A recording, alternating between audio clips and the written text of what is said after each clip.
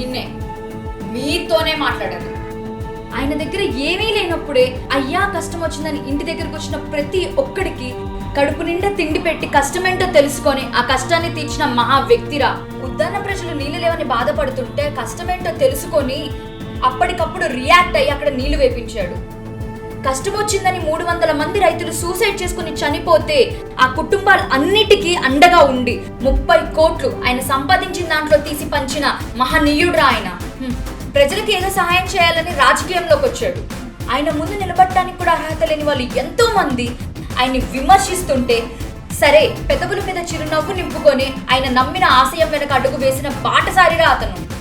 చివరికి కన్న తల్లిని కూడా దూషిస్తుంటే విషాన్ని కంఠంలో దాచుకున్న శివుడిలాగా కోపాన్ని గుండెల్లో దాచుకొని ప్రజల కోసం నిలబడే చెగు వీరరా అతను.